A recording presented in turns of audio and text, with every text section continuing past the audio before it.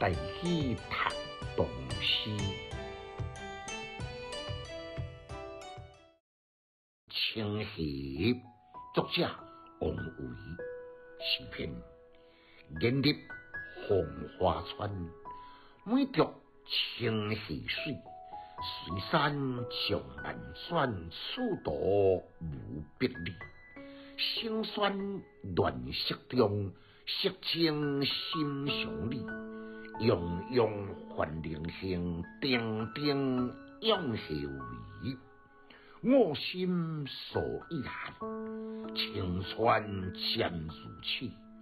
清流盘石上，水调将意感慨。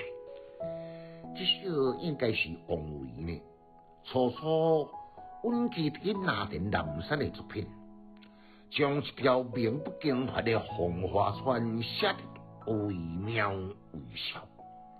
开头四句呢，对清溪纵览介绍了后，伊就采用移步换行的写法，顺流而下，描绘溪水一幅一幅各具特色的画面。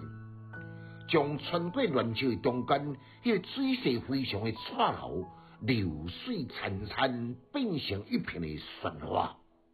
当伊搁在经过上林平地时阵呢，共这条的清溪就是蓝清暗溢、澄澈的溪水，搁在两花或者沧桑的上林来相映着，形成一片特别优美的色调。在这水的当中呢，有清，搁再有动，而且异动清清，声色相通，显然是提升的境界。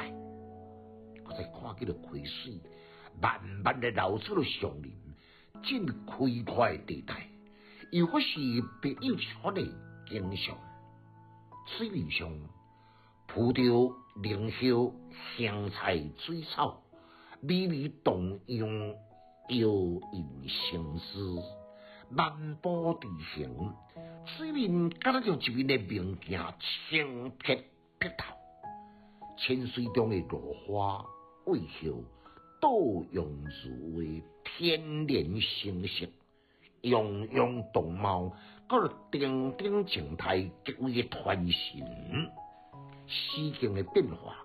既喧闹又沉静，既活泼又安详，既幽深又肃静，慵然生，互人读了后呢，倍增心光神怡。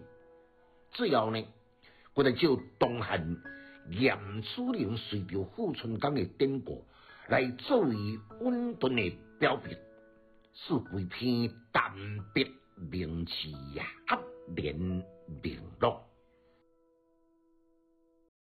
读诗的囡仔白学歹，有气质，有文采。